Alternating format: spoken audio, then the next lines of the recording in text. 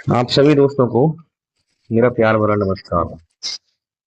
आज का जो हमारा विषय है जिसके बारे में हम बात करेंगे वो है preparation of the operation theatre. मुझे एक स्टूडेंट ने सवाल पूछा था जो अभी ट्रेनिंग पे आया हमारे पास कि सर अगर हम ऑपरेशन थिएटर के अंदर जब आते हैं मॉर्निंग में सुबह सुबह तो सबसे पहले हमें किन चीजों को दिमाग में रखना होता है कि हमें किन चीजों को सबसे पहले देखना है। क्योंकि हमारे जाने के बाद में रात में कोई सर्जरी भी परफॉर्म हुई होगी, हमारे जाने के बाद में सामान इधर से इधर भी हुआ होगा। तो सबसे पहले फर्स्ट हमें किन चीजों को लिखना चाहिए। उसने कुछ ऐसे क्वेश्चन किए जिसके जवाब उसके क्वेश्चन के अंदर ही थे, बट लेकिन वो अभी नया है तो उनको इस चीजों को समझने में थोड़ी दिक्कत हो रही है। तो हम बात कर लेते हैं preparation of the operation theatre. Preparation of operation theatre is an essential step. A well prepared theatre leads to a smooth running preparation. यानी कि जब तक आपका ऑपरेशन थिएटर जिसके अंदर आप काम कर रहे हैं, जिसपे जिसके अंदर आपको पेशेंट की सर्जरी करानी है, जब तक वो पूरी तरीके से प्रिपेयर नहीं होगा, तैयार नहीं होगा, तो आप किसी भी पेशेंट की सर्जरी के लिए तैयार नहीं है। आपकी प्रिपरेशन के बिना कोई भी सर्जन सर्जरी परफॉर्म नहीं कर सकता। कोई भी एनेस्थीसिया का डॉक्टर एनेस्थीसिया नहीं दे सकता। इसीलिए एक टेक्नीशियन का बहुत इंपॉर्टेंट रोल हो जाता है और उसके काम में कोई गलती की गुंजाइश नहीं होती। जब सबसे पहले टेक्नीशियन ओटी के अंदर आता है तो उसे कुछ इन निम्नलिखित चीजों को ध्यान में रखना पड़ता है। जैसे कि जब वो ओटी को छोड़ के गया है, उसके बाद में नाइट वाले स्टाफ से जब वो ओवर लेता है, मॉर्निंग में आने के बाद सबसे पहले जब आप ऑपरेशन थिएटर के अंदर जाते हैं तो आपको सबसे पहले ये देखना है कि वो ओटी क्लीन है या नहीं है। क्योंकि आपको नाइट वाले स्टाफ के जाने के बाद जब मॉर्निंग में सर्जरी करानी है या पेशेंट को लेना है तो उससे पहले ओटी की क्लीनिंग चेक करी जाती है।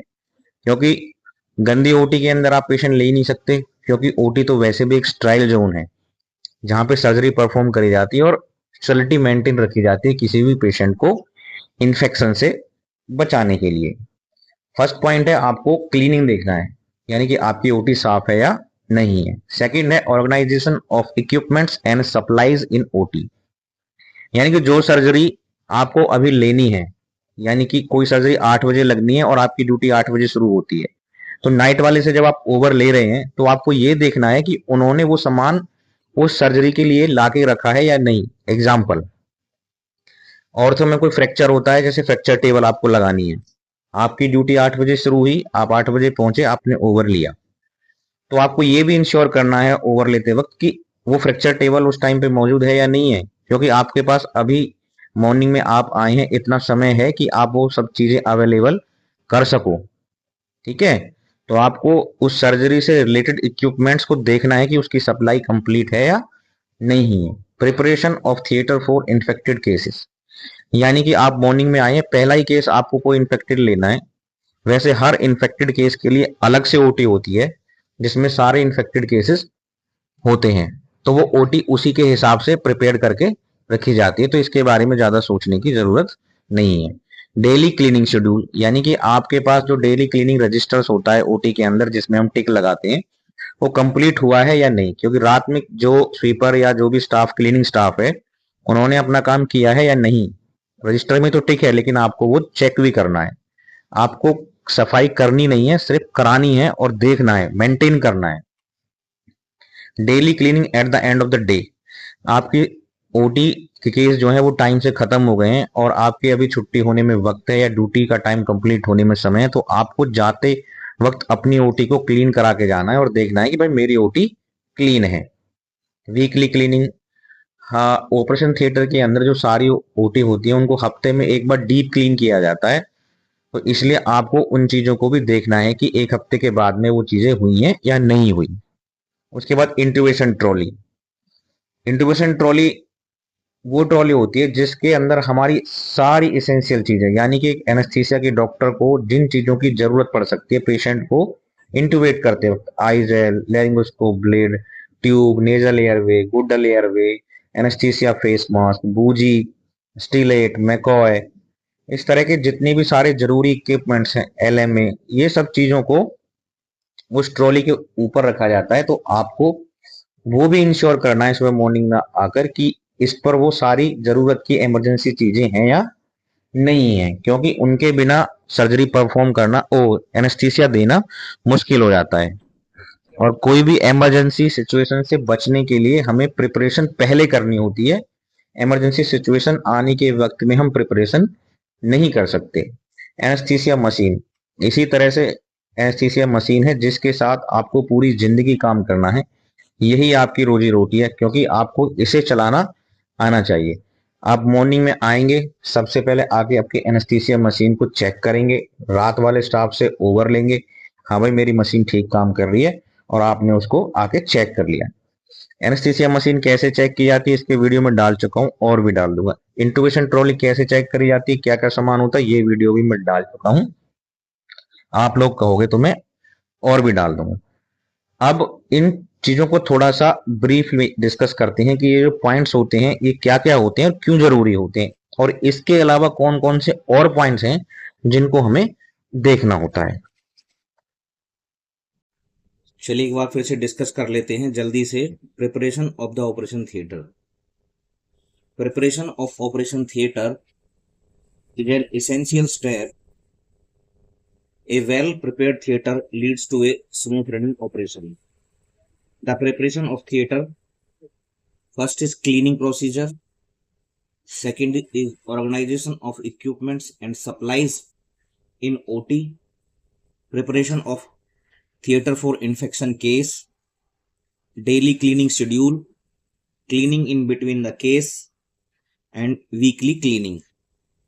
आफ्टर दिस अब बात करते हैं फर्स्ट पॉइंट की कि डेली क्लीनिंग का मतलब क्या है। The operation theatre should be clean at least 1 hour before the surgery. देखिए, जिस भी ओटी का आपने ओवर लिया है और जिस भी ओटी के अंदर आप सर्जरी स्टार्ट करा रहे हैं, तो आपका ऑपरेशन थिएटर कम से कम 1 घंटे पहले सर्जरी से क्लीन होना चाहिए। आपके ऑपरेशन थिएटर की वॉल्स, लाइट, ऑपरेशन टेबल, ये सब कुछ क्लीन होनी चाहिए। और जो ओटी की टेबल है उसको क्लीन कराने का भी एक तरीका होता है। उसे कैसे क्लीन करते हैं? Remove the matters, clean and dry and place it on a clean surface. यानी कि जब आप ओटी की टेबल को साफ कराते हो तो उसका ऊपर का मैटर्स आपको हटवाना है। उसको हटाने के बाद ड्राई प्लेस पे रखना है, ऐसा नहीं उसको भी कहीं गीली जगह पे रख देना है। और टेबल के सारे सरफेस को सोडियम हाइपोक्लोराइड से क्लीन कराना है, या जो भी डिसइंफेक्टेंट आप अपनी ओटी में यूज करते हैं उसके साथ क्लीन करना है। उसके बाद आता है मूव द टेबल थ्रोली। वही बात है, मैं आपको बता रहा हूँ कि मूव द टेबल थ्रोली, इसका मतलब आपको अपनी ओटी टेबल को पूरी तरीके से अच्छे तरीके से मूव कराना है जिस भी डिसइंफेक्टेंट को आप यूज करते हो। सबसे पहला काम आपका यही है ओटी रूटीन में, ओटी के अंदर आके देखना कि आपकी ओटी के टेबल और ओटी की क्लीनिंग है कि नहीं। इसके बाद बात करते हैं इसके नेक्स्ट पॉइंट के बारे में। नेक्स्ट पॉइंट क्या है?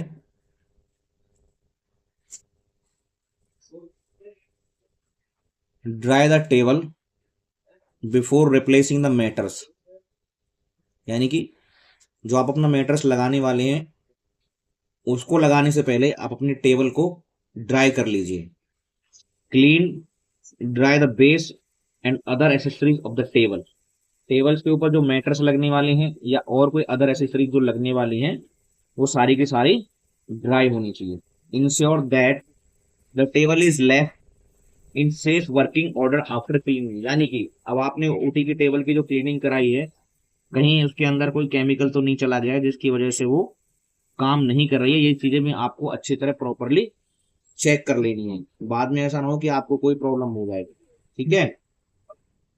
उसके बाद डाइथर्मी एपरेटस। डाइथर्मी क्या है? कॉटरी मशीन है। जो कॉटरी मशीन सर्जन सर्जरी के दौरान किसी चीज को कट करने के लिए या कोगुलेट करने के लिए यूज करता है उसको डायथर्मी मशीन बोला जाता है, उसको कॉटरी मशीन भी बोलते हैं। Check that the apparatus is in working condition.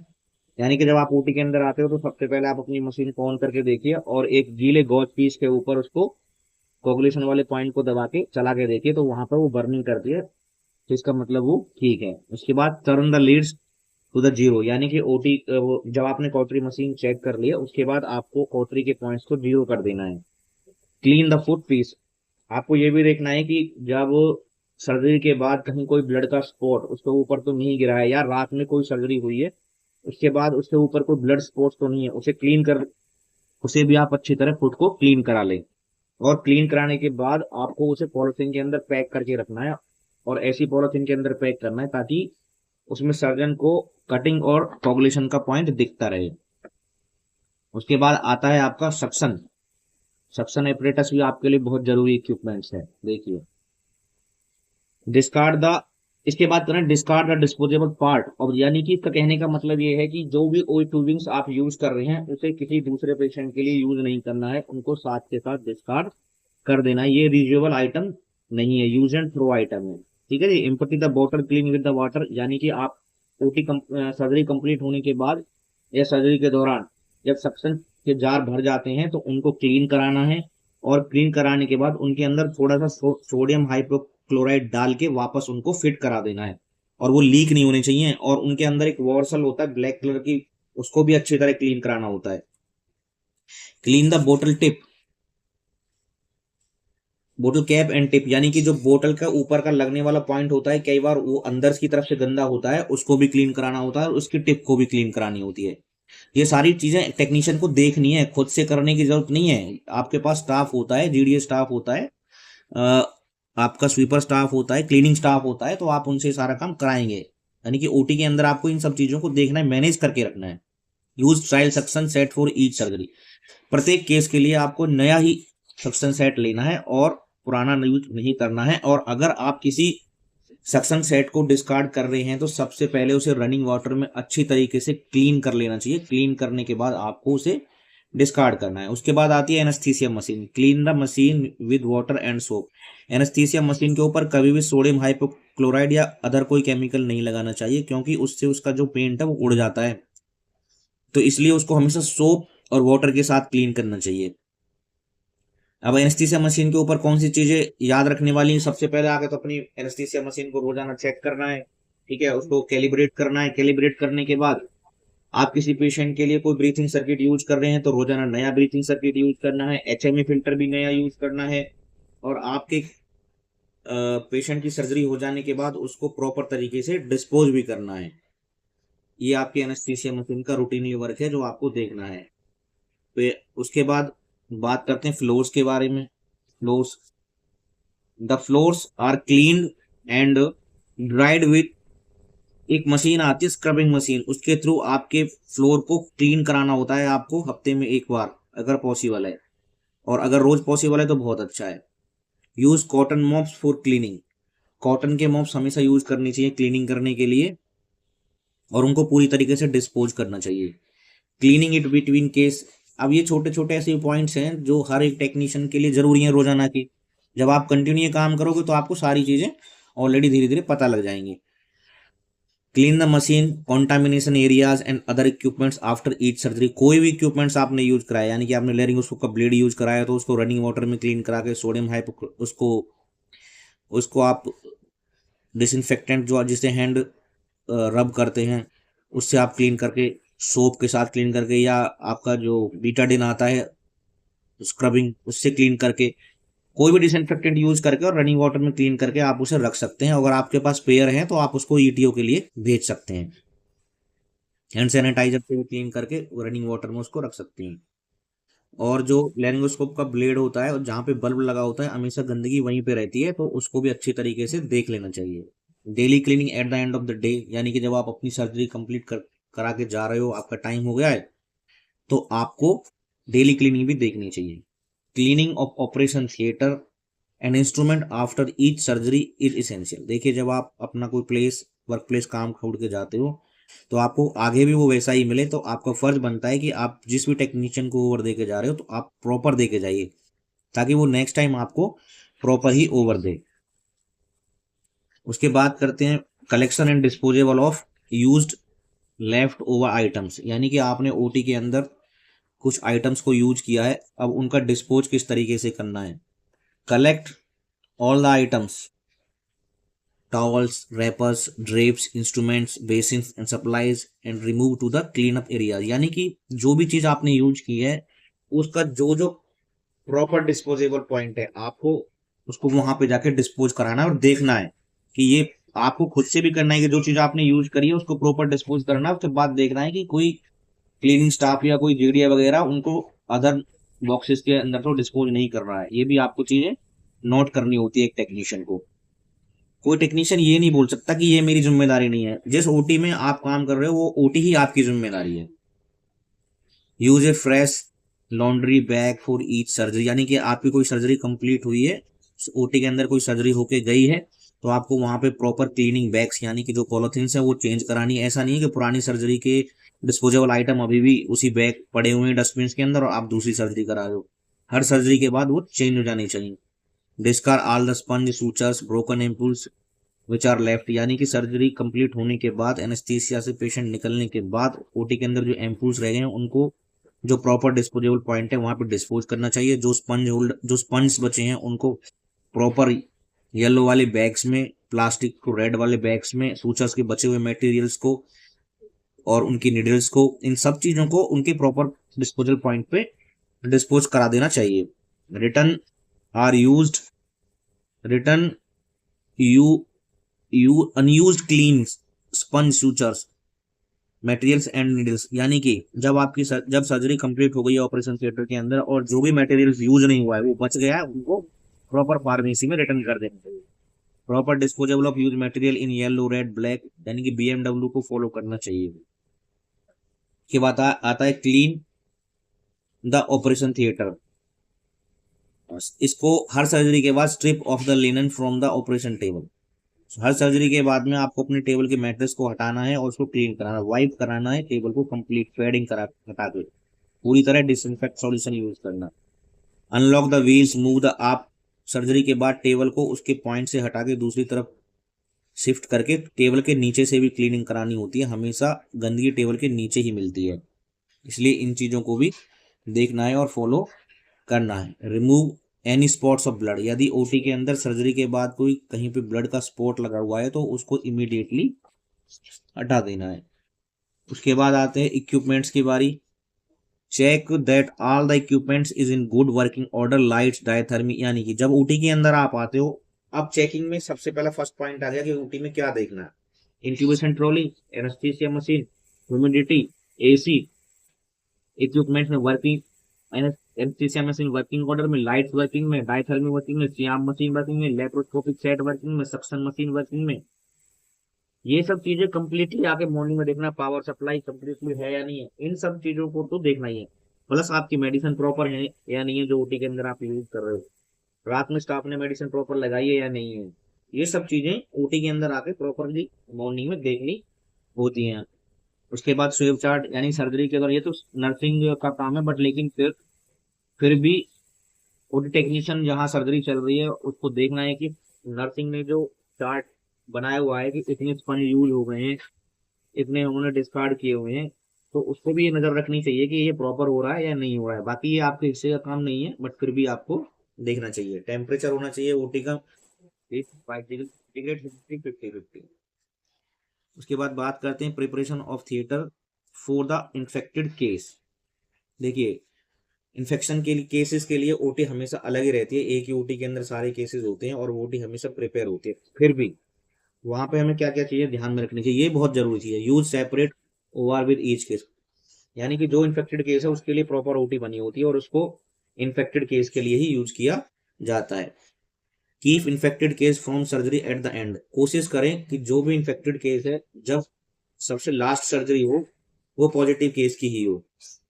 Clear the all unnecessary equipment from operation theatre room, यानी कि जो उस ओटी के अंदर सामान रखा हुआ है अगर वो यूज का नहीं है तो उस सामान को ओटी से बाहर निकाल देना चाहिए, उतना ही सामान अंदर रखना चाहिए जो यूज का है।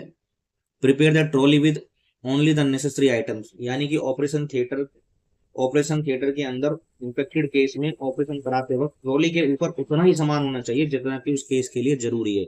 और काम करते करते वक्त एक नर्सिंग स्क्रब नर्स को और एक ओटी टेक्नीशियन को पता लग जाता है कि इसमें कितना सामान यूज होगा। Use disposable item and as much as possible, कोशिश करनी चाहिए कि डिस्पोजेबल आइटम को ही ज्यादा से ज्यादा यूज करना चाहिए ताकि आप किसी भी चीज को आसानी से डिस्पोज कर सको, यानी कि उसके रीयूज के चांस बचे नहीं। दूसरी बात, अगर आप ओटी के अंदर इन्फेक्टेड केस में कोई इंस्ट्रूमेंट यूज करते हैं तो पहले उनको डिसइंफेक्ट करने के लिए सोडियम हाइपोक्लोराइड वगैरह में या जो डिसइंफेक्टेंट आप यूज करते हैं उसमें रखना चाहिए। उसके बाद आप उसको रनिंग वाटर में क्लीन करा के ईटीओ या ऑटोक्लेव के लिए भेजेंगे। जब आप उसे ईटीओ या ऑटोक्लेव के लिए भेजते हैं तो उसके आप ऊपर आप स्टिकर लगाते हैं, उस पर लिखते हैं कि पॉजिटिव केस। तो सीएसएसडी में जैसे ही वो जाएगा तो उनको भी पता है कि हमें इसको हैंडल करना है केयर के साथ और इसको ऑटोक्लेव करना है, वो अपने हिसाब से करेंगे। हमें खुद को और अपने साथ काम करने वाले स्टाफ को इन्फेक्टेड होने से बचाना है। कुछ बीमारियां ऐसी होती हैं जो बहुत खतरनाक होती हैं, इसलिए कोई भी पॉजिटिव केस को हमें लाइटली नहीं लेना चाहिए और proper cleaning, proper gowning, cap, mask, पूरे प्रॉपर जो सेफ्टी प्रिकॉशंस हैं उनको अपनाना चाहिए। तो आई थिंक विमल का जो क्वेश्चन था कि how to prepare OT, sir first OT के अंदर जाते ही क्या देखना चाहिए, तो मेन पॉइंट्स हैं आपके। Check the all equipments in OT good working condition, light, diathermy, C arm, laparoscopic set, suction machine, anaesthesia machine, O2, CO2 cylinder, insufflator, ये सब चीजें ऐसी हैं जो रूटीनली आपके हाथ में होनी चाहिए ताकि जिससे कोई भी कॉम्प्लिकेशन क्रिएट ना हो, और हमेशा आपको किसी भी इमरजेंसी के लिए प्रिपेयर रहना चाहिए।